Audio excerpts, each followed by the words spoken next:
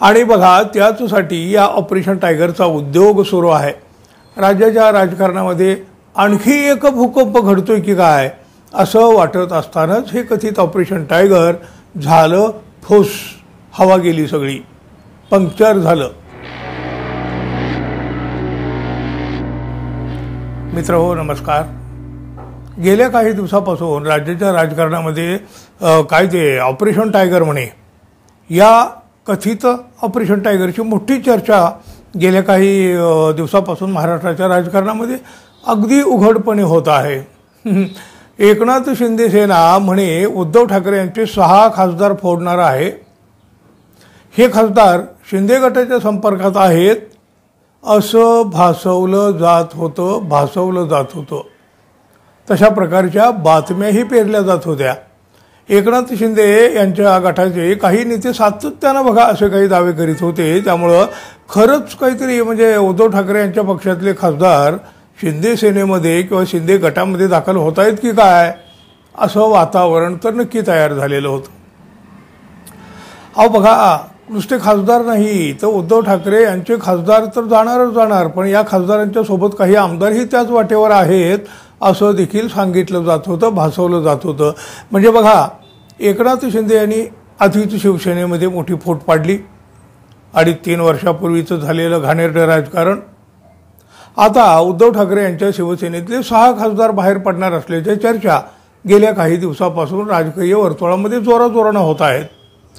6 खासदारांचा गट मिळून बाहेर पडला तर बघा त्यांच्यावर पक्षांतर बंदीची कारवाई होत नाही, म्हणजे 6 असले तर।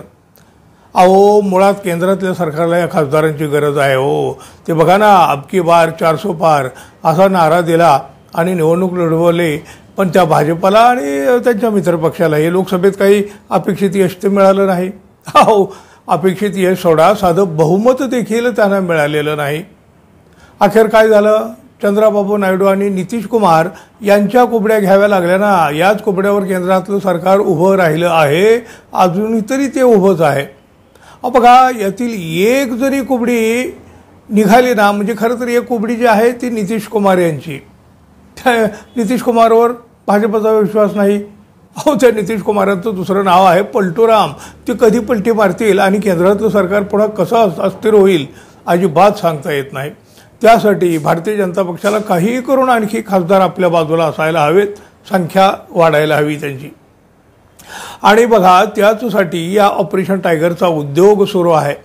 राज्याच्या राजकारणामध्ये आणखी एक भूकंप घडतोय की काय असं वाटत असतानाच हे कथित ऑपरेशन टायगर झालं फुस, हवा गेली सगळी, पंक्चर झालं। उद्धव ठाकरे गटाचे खासदार एकत्र आले दिल्लीमध्ये आणि त्यांनी एक पत्रकार परिषदच घेतली आणि हम सब एक है अशी ग्वाही देऊन टाकली जाहीररित्या।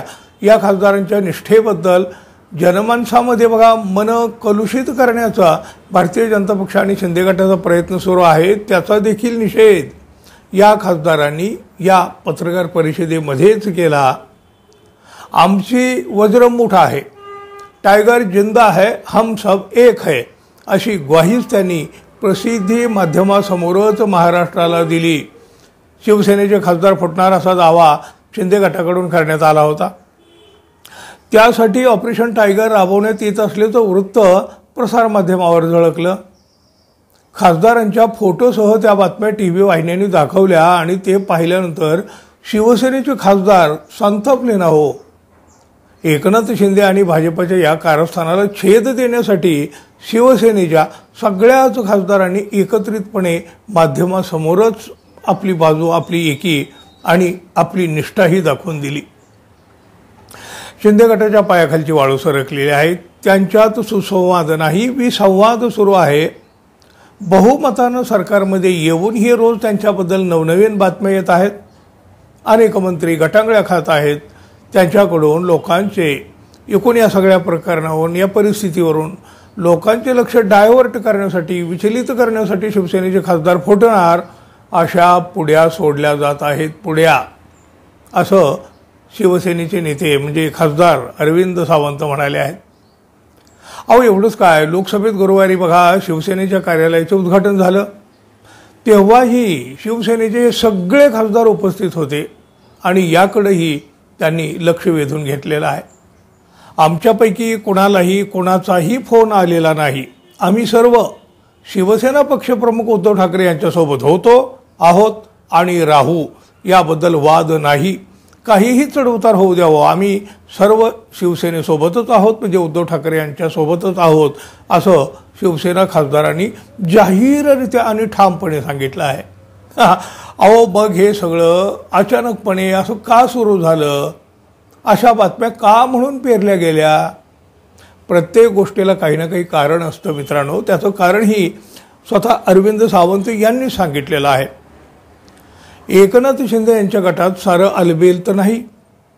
आता बघा ना, ते उदय सामंत हे शिंदे गटाचेच काही आमदार फोडून वेगळा गट करीत आहेत, अशा बातम्या नुकत्याच झळकलेल्या होत्या. म्हणजे शिंदे गट देखील आता फुटतोय. जे एकनाथ शिंदे यांनी केलं तेच त्यांना आता फेड करावी लागणार असं चित्र निर्माण होत होतं.